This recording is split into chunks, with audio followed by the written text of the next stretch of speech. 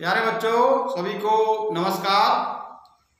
आज हम आपको क्लास 12 सब्जेक्ट हिस्ट्री का 5वां पार्ट जो अधूरा रह गया था उसे कंप्लीट कराने जा रहे हैं।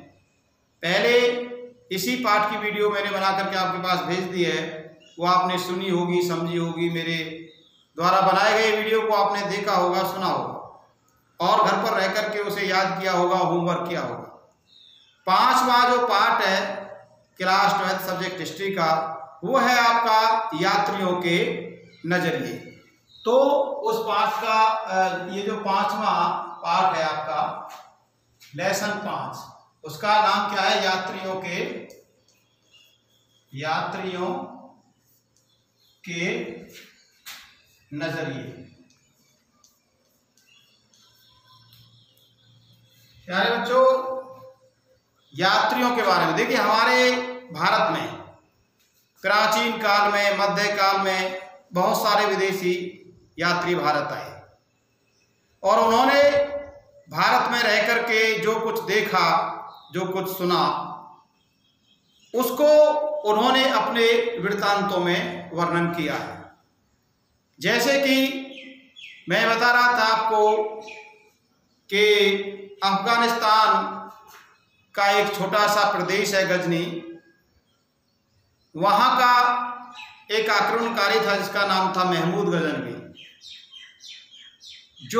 जिसने 1017 ईस्वी में ख्वारिज़म, ये आपका उज्बेकिस्तान में पड़ता है, उज्बेकिस्तान में ख्वारिज़म नामक एक स्थान है, एक शहर है, उस पर आक्रमण कर दिया और वहां से उसने बहुत सारे विद्वानों को पकड़ा और उन विद्वानों में एक बहुत ही योग्य विद्वान था, सबसे बड़ा विद्वान था, उसका नाम था अल-बिरूनी। और आप इस बात को भी कह सकते हैं कि भाई महमूद गजनवी के साथ आने वाले यात्री का नाम बताइए। भारत में महमूद गजनवी के साथ आने वाले यात्री का नाम बताओ। तो उसका क्या नाम था? अल-बिरूनी। उसका नाम आपको ध्यान रखना है, अल-बिरूनी।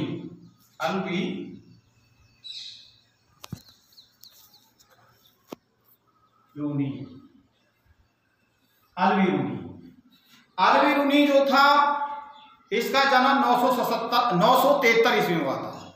कब हुआ था इसका जन्म? 973 ईस्वी में। कहां पर हुआ था? उज्बेकिस्तान के एक छोटे से शहर ख्वारिज़म हुआ था। ख्वारिज़म शिक्षा का बहुत बड़ा केंद्र था और ख्वारिज़म में रहकर के ही इसने शिक्षा प्राप्त की थी। जब 1017 ईस्वी में महमूद गजनवी ने ख्वारिज़म पर आक्रमण किया था, तो इसको पकड़ लिया अल-बिरूनी को और इसे पकड़ करके गजनी अपने साथ ले आया महमूद गजनवी अल-बिरूनी की विद्वता से बड़ा खुश हुआ। इतना विद्वान था अल-बिरूनी कि इसकी विद्वता को देख करके महमूद गजनवी दंग रह गया। अल-बिरूनी ने एक पुस्तक लिखी थी, एक वृत्तांत लिखा था, एक ग्रंथ लिखा था, उसका नाम है किताब-उल-हिंद।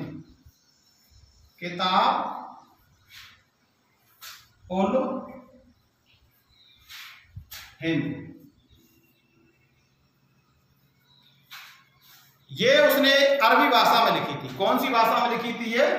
अरबी भाषा में। अरबी।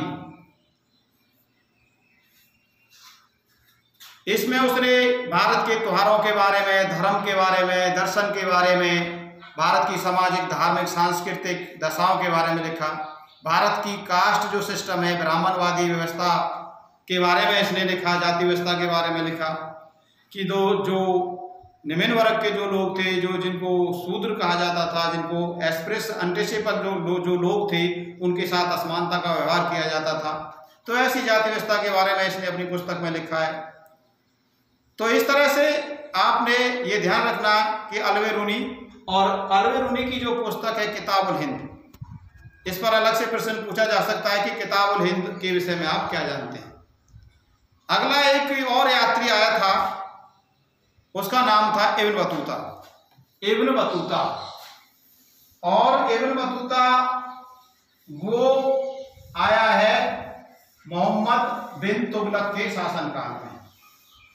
मोहम्मद बिन तुगलक के, ये ध्यान रखना, मैंने अभी बताया था जो अल-बिरूनी, इसका जन्म 973 ईस्वी में हुआ था ख्वारिज़्म में, और जो उसकी मृत्यु है वो 1048 ईस्वी में हुई थी। 75 वर्ष की उम्र में अल-बिरूनी की मृत्यु हो गई थी। इसके बाद हम आपको जो दूसरा यात्री है वो है Ibn Battuta. Ibn Battuta, Ibn Battuta. तो ये जो इब्न बतूता था कहाँ का रहने वाला था, इसका जन्म कब हुआ था? इब्न बतूता का जन्म 1304 ईस्वी में हुआ था। कब हुआ था इसका जन्म? 1304 ईस्वी में। और इसकी मृत्यु भी साथ में लिख लीजिए, फिर ध्यान नहीं रहता। मृत्यु इसकी 1377 ईस्वी में हुई थी, 73 वर्ष की आयु में। तो ये जो इब्न बतूता है ये मोहम्मद बिन तुगलक के शासनकाल में भारत आया था, और इसने एक पुस्तक लिखी थी इसके, या कह लीजिए इसके जो इसका वृत्तांत था या जो ग्रंथ था उसका नाम था रिहेला। रिहेला। तो ये उसने ग्रंथ लिखा है, और इस ग्रंथ में मोहम्मद बिन तुगलक के शासनकाल में रह करके जो कुछ देखा, जो कुछ सुना मोहम्मद तुगलक के बारे में, उसके शासन प्रबंध के बारे में, भारत की सामाजिक धार्मिक स्थिति के बारे में, राजनीतिक स्थिति के बारे में रिहेला नामक ग्रंथ में उसने लिखा। तो ये जो वृत्तांत हैं, चाहे वो अल-बिरूनी का वृत्तांत हो, चाहे इब्न बतूता का वृत्तांत हो, रिहेला, तो इन वृत्तांतों को पढ़ करके हम उस समय की भारत की राजनीतिक, धार्मिक, सामाजिक, राजनीतिक दशा को जान सकते हैं, पढ़ सकते हैं। तो ये सोर्सेज हैं हमारे इतिहासकारों ने, इनमें से बहुत सारी चीज़ों को लेकर के इतिहास को लिखा, इनको पढ़ करके हमें इतिहास को समझने में, पढ़ने में ये जो वृत्तांत हैं इनको पढ़ करके पूरी मदद मिलती है, समझने में बड़ी सहायता मिलती है। तो ये जो रिहेला है उसमें भारत की स्थिति के बारे में लिखा। इब्न बतूता ने इसमें क्या लिखा? रिहेला में उसने लिखा कि भाई जो भारत के लोग हैं वो, एक तो उसने देखा, जो कुछ देखा उसने लिखा रिहेला में, भारत में रह करके उसने देखा कि भाई भारत के अंदर जो एक तो विचित्र बात जो थी उसने देखी, एक तो नारियल का जो पेड़ था, वृक्ष था, उसको उसने देखा और बड़ा अद्भुत बताया। एक उसने उसका जो फल है नारियल का, जिसको काष्ठ फल बोलते हैं, वो बिल्कुल उसने ऐसा दिखाई देता था। वो उसने कहा इब्न बतूता ने कि जो नारियल का जो फल है वो ऐसा दिखाई देता था, ऐसा प्रतीत होता जैसे कि मान लो कि ये मानव का सिर हो, मानव का मस्तिष्क हो। जैसे कि उसमें जो फल होता है नारियल का, उसमें रेशे से होते हैं, बाल से होते हैं, तो वो बिल्कुल, और दो आंख सी दिखाई देती है, उसमें एक मूसा भी दिखाई देता है, तो वो ऐसे लगता है जैसे कि मानव का मस्तिष्क। तो ऐसे ही उसने एक और, जैसे ये पान का पत्ता होता है, उसको उसने भारत में देखा, बहुत सारे लोगों को पान चबाते हुए देखा। तो पान के बारे में लिखता है कि भाई पान का जो वृक्ष है वो बेल जो तो होती है, बेल की तरह होता है, उसमें फल नहीं लगता, केवल पत्ते आते हैं, और पत्तों को तोड़ करके लोग उसमें सुपारी रख करके मुंह से चबाते हैं और बाद में चबा करके उसको थूक देते हैं। तो उसने बहुत सारे लोगों को पान चबाते हुए देखा, तो पान के बारे में लिखा कि भारत के लोग पान बहुत ज़्यादा खाते हैं। इसी तरह से उसने भारत में दास प्रथा के बारे में लिखा।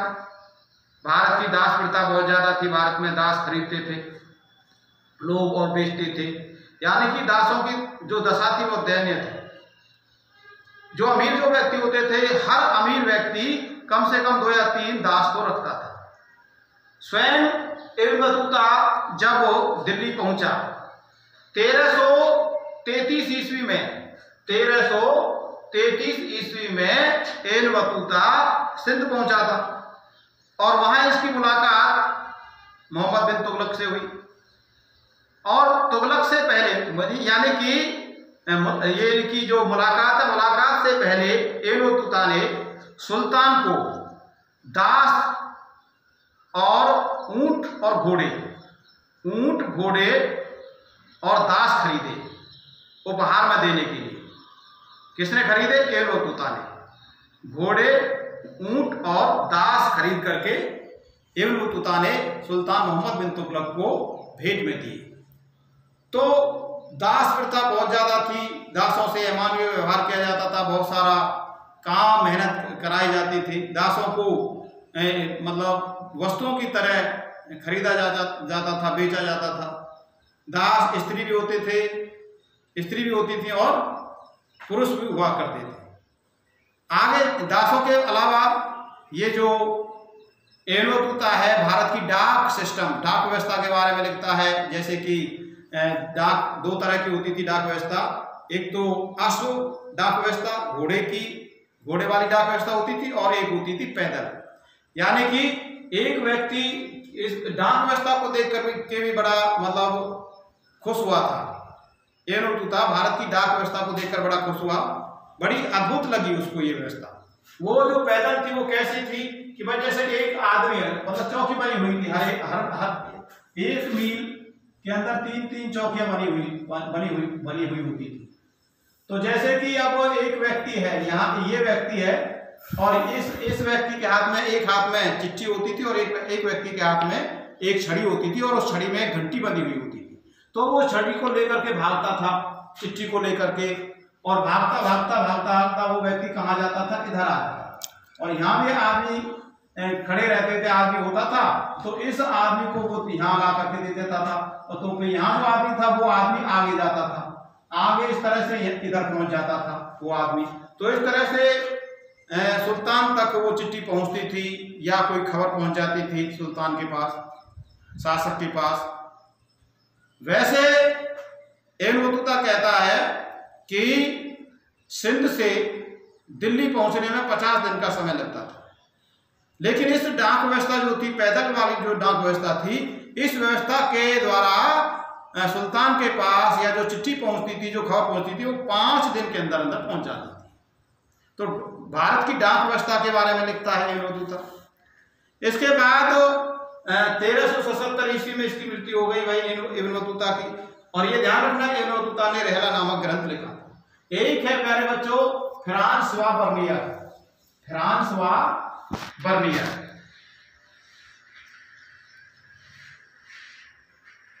ये इसमें 2-3 प्रश्न इंपोर्टेंट बनेंगे एबन बतूता के बारे में। एक तो एबन बतूता के बारे में आप क्या जानते हैं, एक है एबन बतूता ने भारत की डाक व्यवस्था के बारे में क्या लिखा है, ये प्रश्न इंपोर्टेंट है। एक प्रश्न बनता है कि एबन बतूता ने भारत की दास प्रथा के बारे में क्या लिखा है, दासों के बारे में क्या लिखा है। अब हम बात करेंगे, आपको अगला ये जो आपका ये यात्री है वो है फ्रांसवा बर्नियर। क्या नाम है उसका? Francois Bernier.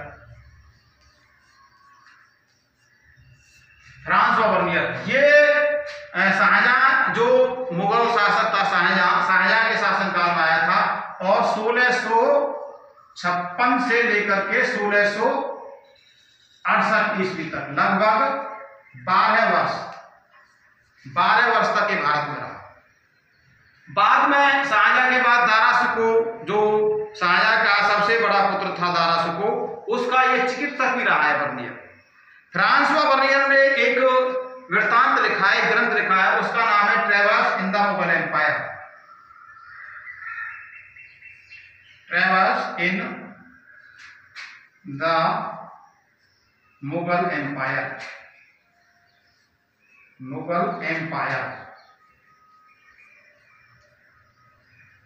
ये ध्यान रखना, बर्नियर या फ्रांसवा बर्नियर ने कौन सा वृत्तांत लिखा है, कौन सा ग्रंथ लिखा है? ट्रेवर्स इन दी मुगल एम्पायर।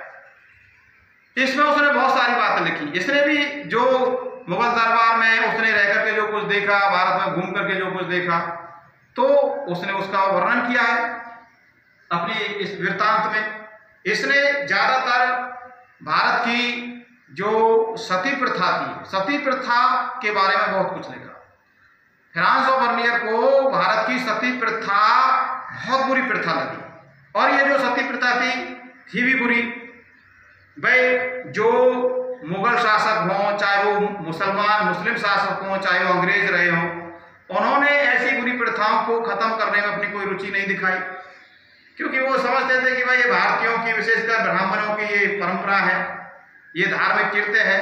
उनको इस प्रकार की बुराइयों को खत्म करने में उन्होंने कोई अपनी रुचि नहीं दिखाई, या हस्तक्षेप करने में इन्होंने, जो शासक थे उस समय के, इन ऐसी बुराइयों को खत्म करने में अपना हस्तक्षेप नहीं किया। बाद में आगे चल करके 1829 ईस्वी में राजा राममोहन राय ने इस बुराई को समाप्त करने में अपना पूरा योगदान दिया, लॉर्ड विलियम बेंटिंक से कह करके। ये सती प्रथा जो थी बहुत बुरी प्रथा थी। जब किसी औरत का पति मर जाता था तो उस औरत को अपने पति की चिता के साथ ही जल करके मरना पड़ता था। बहुत सी जो औरतें होती थी वो अपनी इच्छा से सती हो जाती थी, मर जाती थी, अग्नि में कूद करके अपनी इच्छा से जल जाया करती थी। लेकिन बहुत सी जो औरतें थी वो मतलब जीना चाहती थी, मरना नहीं चाहती थी, तो ऐसी औरतों को जबरदस्ती अग्नि में, चिता में जला दिया जाता था। तो बहुत बुरी प्रथा थी ये। राजा राममोहन राय ने 1829 ईस्वी में देश के बहुत पहले से ही राजा राममोहन राय ने इस बात का प्रयास किया कि भाई ये जो सती प्रथा है, इससे हमारे देश की बेकसूर महिलाएं मौत का शिकार हो जाती हैं, मृत्यु को वो पा लेती हैं छोटी सी आयु में ही। यदि किसी लड़की की शादी हुई है अभी 14 साल की या 15 साल की या 16 साल की, 18 साल की, और 1-2 साल बाद उसका पति मर जाए तो बेचारी को जीवन भरी विधवा रहना पड़ता था। ये विधवा विवाह भी आगे चल करके लॉर्ड डलहौजी ने ही मान्यता दिलवाई थी उसको, ईश्वर चंद्र विद्यासागर के कहने पर। तो ऐसी महिलाओं की स्थिति बहुत ज़्यादा खराब थी हमारे समाज में। सती प्रथा के कारण विधवा विवाह, जो विधवा हो जाती थी उसको दूसरा विवाह नहीं करने दिया जाता था। और जो सती प्रथा थी ये तो बहुत ही बुरी प्रथा थी। तो फ्रांसवा बर्नियर कहता है कि मैंने खुद 12 वर्ष की एक लड़की को सती होते देखा। 12 वर्ष की लड़की को 4 ब्राह्मण और एक बूढ़ी औरत पकड़ करके ले जा रही थी। कहाँ ले जा रही थी? जहां उसको सती होना था, घटना वाले स्थान पर। और उस लड़की को उन्होंने कस करके पकड़ रखा था ताकि ये भाग न जाए। और वो बेचारी लड़की जो थी उसकी उम्र कितनी थी? 12 वर्ष थी। 12 वर्ष से अधिक नहीं होगी। फ्रांसवा बर्नियर कहता है कि मैंने उसे देखा, वो बेचारी चिल्ला कर रो रही थी। और जब वो घटनास्थल पर पहुंची तो मैं भी वहां मौजूद था, और उसको लकड़ियों के उस गट्टे पर, ढेर पर बैठा दिया गया, और आदमियों ने उसके हाथ पैर बांध दिए ताकि वो भागे ना, और बाद में उसको अग्नि में जला दिया गया। तो इस घटना को देख करके वो विचलित हो गया फ्रांसवा बर्नियर। तो इस व्यवस्था को बाद में 1829 ईस्वी में राजा राममोहन राय ने लॉर्ड विलियम बेंटिक से अनुरोध करके कि भाई सर हमारे देश में सती प्रथा एक बहुत बुरी प्रथा है, कृपया करके इस बुराई को, इस सती प्रथा जैसी बुराई को हमारे समाज से जड़मूल समाप्त कर दीजिए। तो उनके अनुरोध पर, राजा राममोहन राय के अनुरोध पर, लॉर्ड विलियम बेंटिक ने 1829 ईस्वी में सती प्रथा पर पूरी तरह से रोक लगा दी और ये कानून बना दिया कि कोई भी व्यक्ति किसी औरत को सती होने के लिए विवश नहीं करेगा। तो इस सती प्रथा के बारे में फ्रांसवा बर्नियर ने Travels in the Mughal Empire में वर्णन किया है। तो इस तरह से भारत में ये यात्री आए और भारत की दशा के बारे में अपने वृत्तांत जो थे इनके उसमें लिखा है, उनमें वर्णन किया है। तो प्यारे बच्चों, आज वीडियो ज़्यादा लंबी हो जाएगी और मैं तो आपसे यही कहूँगा कि एक तो किताब हिंद, अब देखिए इसके बहुत सारे ऑब्जेक्टिव टाइप क्वेश्चन बनेगी और इनको आपको याद करना है इस पार्ट के। जैसे कि भाई इब्न तूता कहाँ का रहने वाला था, तो आप बताओगे मोरक्को का रहने वाला था। इब्न तूता ने कौन सा ग्रंथ लिखा था, आप बताओगे रेहला। एक है फ्रांसवा बर्नियर कहाँ का रहने वाला था, आप बताओगे फ्रांस का रहने वाला था। फ्रांसवा बर्नियर के वृत्तांत का नाम बताइए, ग्रंथ का नाम बताइए, आप बताओगे Travels in the Mughal Empire. आपका एक प्रश्न और बनेगा इंपोर्टेंट, वो है महमूद गजनवी के साथ आने वाले यात्री का नाम बताइए। आप बताओगे अलबेरूनी। अलबेरूनी ने कौन सी पुस्तक लिखी थी? आप बताओगे किताबुल हिंद। किताबुल हिंद कौन सी भाषा में लिखी गई है? अरबी भाषा में लिखी गई है। तो ये बहुत इंपॉर्टेंट प्रश्न है, आप एक ऑब्जेक्टिव टाइप प्रश्न भी आप याद करेंगे। और इब्न बतूता के बारे में, किताबुल हिंद के बारे में, फ्रांसो बर्नियर के बारे में, फ्रांसो बर्नियर ने सती प्रथा के बारे में क्या लिखा, और इब्न बतूता ने भारत की डाक व्यवस्था के बारे में, या भारत की जाति व्यवस्था के बारे में, या इब्न बतूता ने भारत में दास प्रथा के बारे में क्या लिखा, इन प्रश्नों को भी आप डिटेल में याद करेंगे। इन्हीं शब्दों के साथ आपको सभी को मेरी तरफ से नमस्कार। जय हिंद, जय भारत।